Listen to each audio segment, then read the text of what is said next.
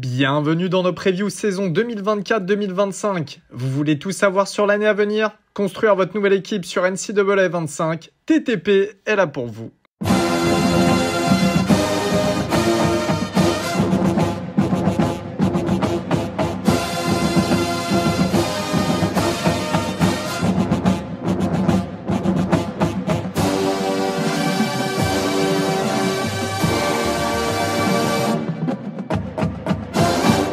Et salut à tous, bienvenue dans un nouvel épisode de The Trick Play. Aujourd'hui, épisode assez conséquent, on va parler d'une équipe qui laisse personne sans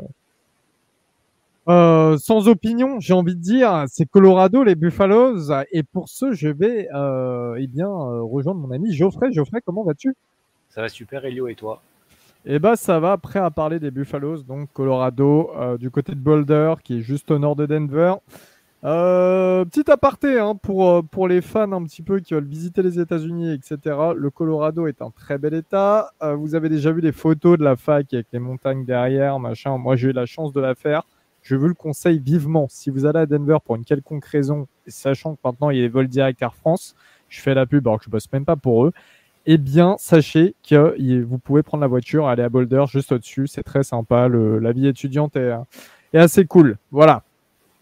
Par contre, on va repartir du côté de la réalité du terrain, parce que la réalité, c'est l'arrivée d'Ian Sanders l'année dernière, avec tout ce qui va avec, recrues, joueurs virés, ses fils, voilà. Et tout l'engouement médiatique pour le meilleur et pour le pire qui est autour du programme qui était pourtant à l'abandon il y a encore 3 ans de cela. Geoffrey, une saison 2023-2024 qui n'est pas exactement passée comme prévu. Pas exactement comme prévu, ça dépend à point de vue, ouais. C'est vrai. Ils font 4-8 avec un bilan de 1-8 en conférence. Ils ont battu TCU, Nebraska, Colorado State en overtime et Arizona State. Et ils ont perdu contre Oregon, USC, Stanford, UCLA, Oregon State, Arizona, Washington State et Utah. J'ai dû oublier Washington parce qu'ils ont dû jouer contre Washington aussi. Logiquement. Ouais, il me semble. Donc voilà, bon. Première saison de Deion Sanders. C'est quand même une progression par rapport à la saison d'avant des Buffaloes, parce que je crois que la saison d'avant, ils font une seule victoire. Il y a eu une énorme hype au début de la saison quand ils ont commencé à 3-0 après leurs 3 victoires en match hors conférence. Et puis les matchs de conférence sont arrivés. Ils ont pris le mur Oregon dans la bouche. Ils ont pris, voilà. Et donc à partir de là, la saison est partie un peu en cacahuète. On va voir ça un petit peu aussi dans le coaching staff. Donc Deion Sanders est là pour sa 2e saison. Son coordinateur offensif, ça sera Pat Shurmur, qui sera sa première saison en tant que OC en poste. Il a pris le relais de Sean Lewis, qui a été mis sur le côté. Il n'avait pas été viré directement, mais on lui a enlevé les responsabilités de coordinateur offensif au milieu de la saison. Alors que les matchs que Colorado a gagnés, c'était principalement grâce à l'attaque. Et le coordinateur défensif, ça sera Robert Livingston, qui arrive lui aussi pour sa première saison, qui arrive de NFL, où il a passé 11 ans chez les Bengals. Et il remplace Charles Keddy, qui lui aussi a été remercié après une seule saison. Au niveau du recrue. Excuse-moi, mais oui, voilà. Donc, qui dit remue-ménage dans le coaching staff après c'est quand même très peu de données qu'une année à ces coordinateurs, mais après autant de remue-ménage dans le coaching staff, c'est un petit peu pareil au niveau des commits, enfin pas des commits mais des transferts après. Mais pour les commits, ouais, c'est pareil. On va parler rapidement des transferts parce que c'est ce qui a primé. Les commits, il y en a peu et ça crée une classe pas terrible. Alors, il y en a peu. Il y a quand même des beaux noms. Il y a des beaux noms. Ouais, il n'y a que 13 commits. C'est la 81e classe nationale.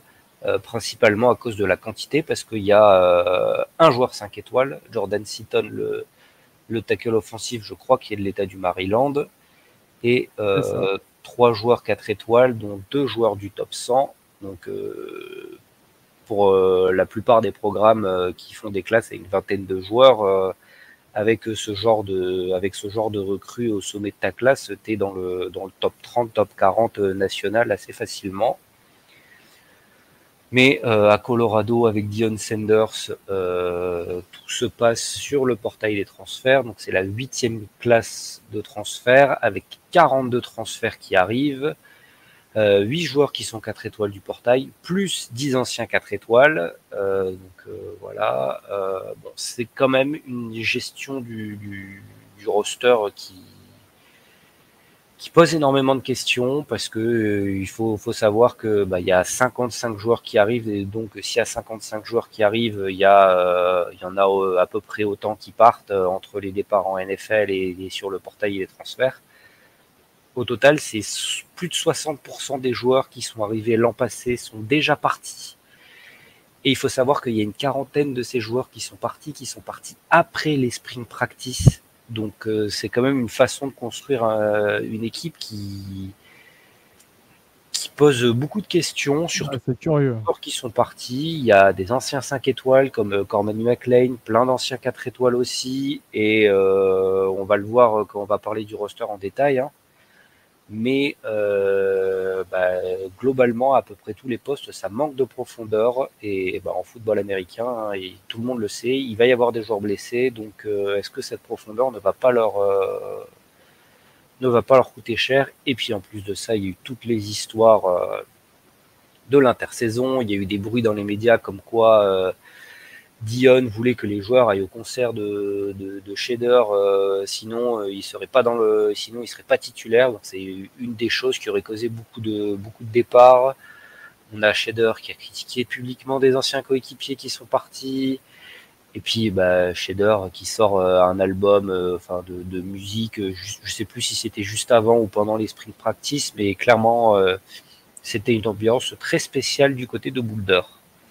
Et aux dernières phrases que c'est sorti il y a très peu de temps, là, il y a quelques jours, pareil, Shedeur Sanders qui voit une vidéo là, de college football qui sort sur les consoles, et on le voit courir, enfin dans la vidéo, dans le jeu vidéo, on le voit courir ultra loin parce que sa O-line a du mal dans le jeu, et puis il dit ah ouais, c'est comme dans la vraie vie. Il a commenté ça, c'est comme dans la vraie vie en fait. Sympa pour ta O-line. Ils sont tous partis, de toute façon. Tous les titulaires de l'an passé sont partis. On le verra quand on va parler de la O-line, hein, mais tous les titulaires de l'an passé sont partis.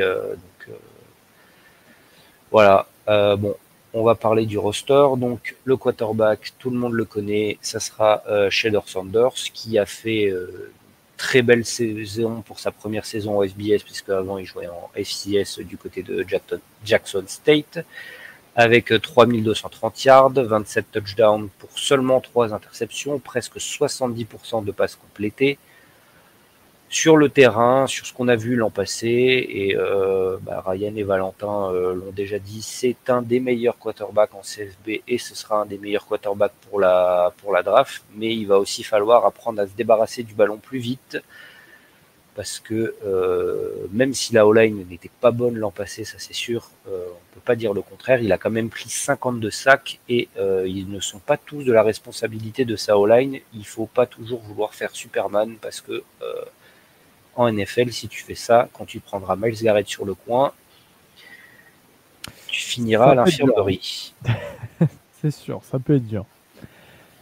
Au niveau des receveurs, justement, pour catcher ces ballons, eh bien, on n'aura plus Xavier Weaver, hein, qui est parti du côté des Cardinals en NFL. On va retrouver bien évidemment un certain Travis Hunter, sauf que Travis Hunter, on le rappelle, il joue double plateau. On ne sait toujours pas si c'est vraiment un receveur ou un cornerback, sachant qu'il avait été recruté du lycée en tant que meilleur joueur lycéen, tout poste confondu, en tant que cornerback. Et puis on a vu ce que ça a donné là, sa première saison vraiment du côté des Buffaloes, à jouer sur le double plateau. Il s'est mangé des blessures, etc. Il n'était pas au top de sa forme tout le temps. Voilà, mais en tout cas, il devrait retourner dans la room. Il y aura Jimmy Horn Jr. aussi, ça vous dit peut-être quelque chose, qui est de retour.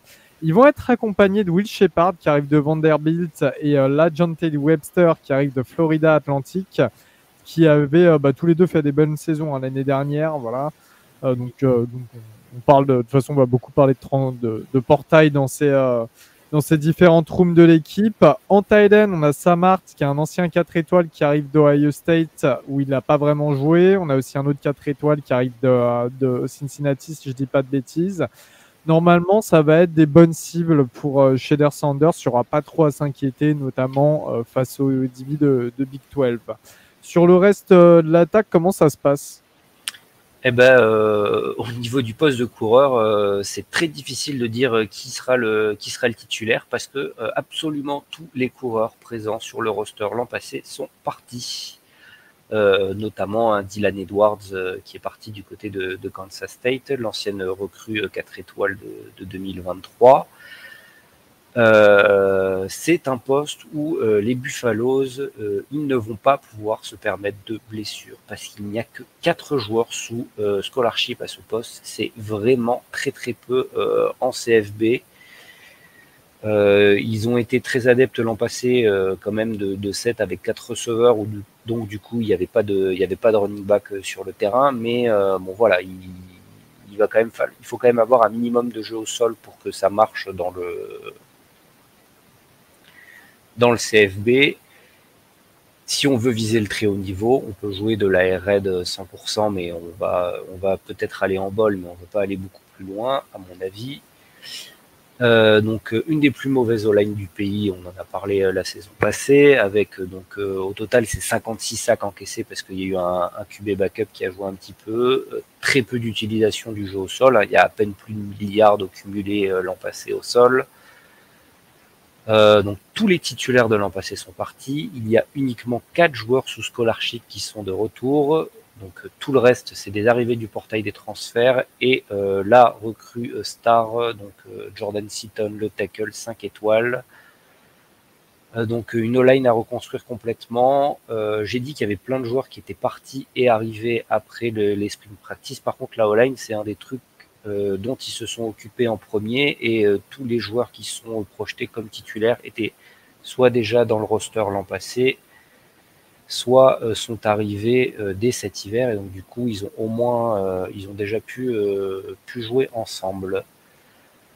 En termes de défense, vas-y Elio. La D-line, c'est un petit peu à l'image. Pas terrible. On a de toute manière que Shane Pock. T'as un problème de micro. T'as ton micro qui a dû déconnecter. Ouais, c'est bon. Ok, ouais. Oui, je l'ai touché un peu. Non, je disais qu'en termes de D-line, eh bien, c'est à l'image de la O-line au niveau des tranchées. C'est-à-dire que l'année dernière, c'était une mauvaise saison pour l'ensemble de la room. On n'a qu'un titulaire qui est de retour, c'est Shane Cox. Tous les autres arrivent du portail. Je crois qu'il y a 7 arrivées en D-line, 7 ou 8 sur le portail.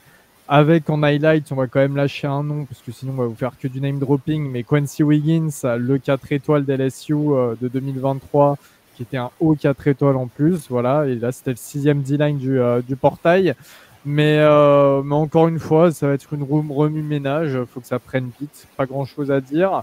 Au niveau des linebackers, on a Lavonte Bentley qui est de retour au milieu, il va être accompagné de Trevor Woods, qui jouait un poste assez hybride, linebacker safety l'an passé, mais pareil, on n'a pas de gros nom à vous sortir qui va être étincelant. Il me semble qu'on en a 2 ou 3 arrivées également sur le portail, mais est-ce que c'est des mecs qui vont directement fonctionner ? J'ai pas un gros nom qui arrive du portail pour cette room. Chez les DB, on va retrouver un nom que tu connais, qui a été cité précédemment, du coup, Geoffrey. Donc, Travis Hunter est de retour. Ce sera évidemment la star de ce groupe. Il sera en tant que cornerback.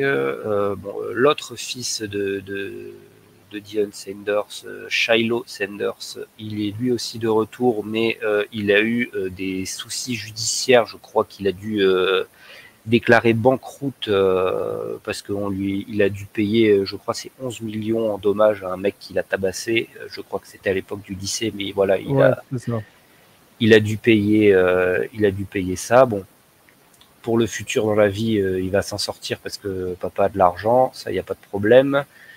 Au poste de safety, là, comme les linebackers, c'est un poste où il y a beaucoup de joueurs de retour.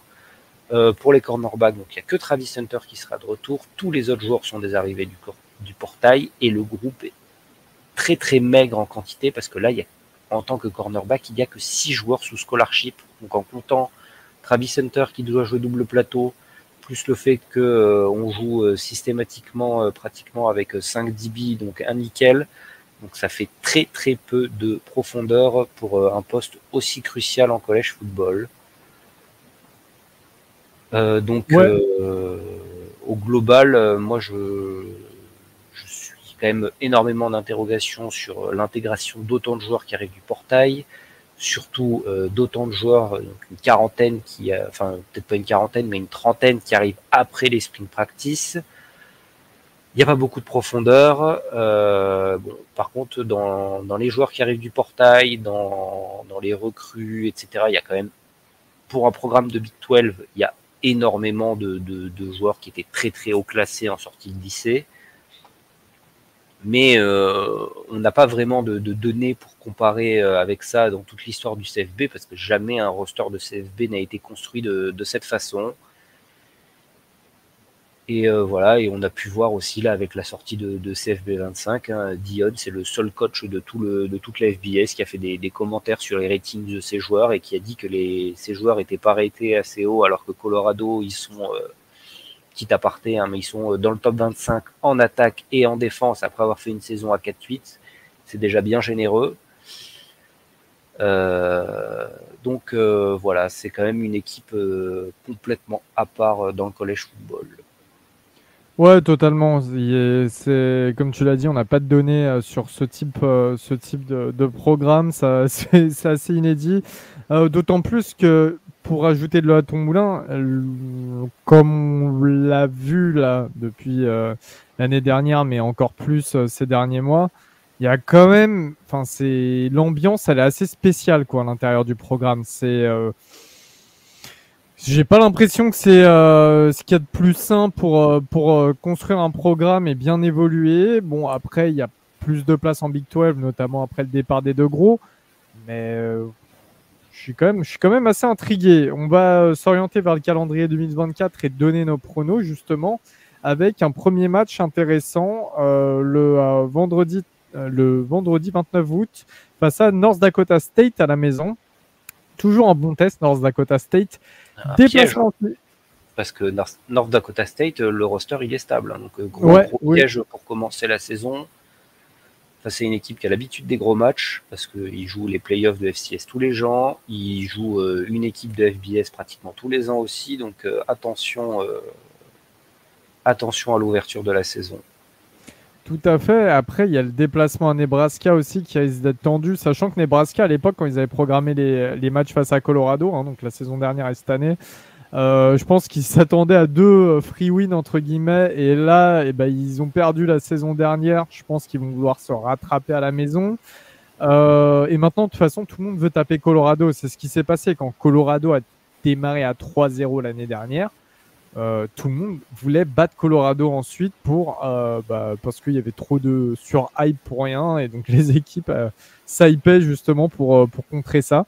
Déplacement à Colorado State de nouveau, donc encore une fois un rematch du côté du sud du Colorado. Ça risque de faire des étincelles, ça. Réception de Baylor, déplacement à UCF, réception de Kansas State, déplacement à Arizona, réception de Cincinnati, déplacement à Texas Tech, réception de Utah, déplacement à Kansas State et réception d'Oklahoma State. Mine de rien, quand tu vois ce calendrier 2024-2025, Geoffrey, je ne sais pas si tu penses la même chose que moi, mais il n'y a pas forcément de match facile. Il n'y a pas de match facile, parce que comme on l'a dit, même la FCS, c'est pas cadeau. Le déplacement à Nebraska après le match de l'an passé, bon courage pour jouer à Lincoln dans cette ambiance. C'est bien Lincoln, si je ne dis pas de bêtises. Oui, tout à fait, c'est Lincoln. Oui. Colorado State, ça va être pareil, surtout avec tous les débats qu'il y avait eu. Il y a des gens qui criaient au fait que parce qu'il y a quelqu'un qui avait fait un plaquage un peu violent sur Travis Hunter, qu'il devait être interdit de jouer en college football, etc. Et après, dans les matchs de Big 12, il se tape 4 des 5 favoris pour le titre de la Big 12, donc Oklahoma State, Kansas, Utah, Kansas State. Ça, c'est des matchs que je les vois clairement pas gagner. Le déplacement à Texas Tech, c'est pas cadeau non plus. Le déplacement à Arizona, même si Arizona, il y a des gros mouvements, mais là, Travis Hunter, il va avoir Teteora Macmillan à garder face à lui, et là, ça va jouer physique et tout. Donc, est-ce qu'il va être capable de jouer double plateau tout un match face à un mec de ce gabarit-là, avec Noah Fifita qui lui lance les ballons? Moi, je trouve que ce calendrier est extrêmement difficile. Hein. Les matchs faciles, entre guillemets, c'est la réception de Baylor et la réception de Cincinnati. Mais en dehors de ça, il n'y a rien qui est cadeau. Il n'y a rien qui est cadeau, je suis d'accord avec toi. Et justement, ça va nous permettre de faire nos pronos compliqués. C'est vrai, quand tu vois un petit peu le profil des joueurs, etc., tu te dis, bon, il y a quand même beaucoup d'étoiles. Il y a des étoiles dans cette équipe. Mais ça a l'air tellement mal mis en place, comme l'année dernière, puis, que moi, j'ai ton prono sous les yeux, c'est pas évident hein, pour Colorado. Hein. Qu'est-ce que tu dis, toi? Moi, je pense qu'ils vont faire la même chose que l'an passé, 4-8. Ils vont gagner au moins un match hors conférence, quand même. Ils vont réussir à prendre des matchs par-ci par-là en Big 12 parce que en Big 12 il n'y a pas de programmes qui ont des effectifs absolument impériaux, et il y a quand même Shader Sanders et des très bons playmakers en attaque. Donc si tu fais 1 ou 2 turnovers en défense, ça peut te permettre de gagner le match. Mais vraiment, dans le meilleur des cas, ils vont en bol et ça ira pas plus haut, quoi. Hein. Ça, il n'y a pas de je vois pas pareil hein, pendant les Big 12 Media Days, Deion Sanders, il a dit qu'il espérait faire partie des 12 en playoff.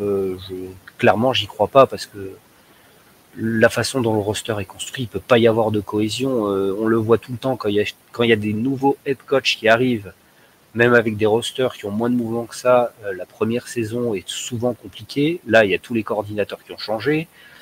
Il y a plus de la moitié du roster qui est parti, donc plus de la moitié du roster qui arrive, donc plein qui sont arrivés après les sprint practice. Et historiquement, en college football, il faut de la stabilité pour gagner. Alors peut-être que Colorado arrivera à faire différemment.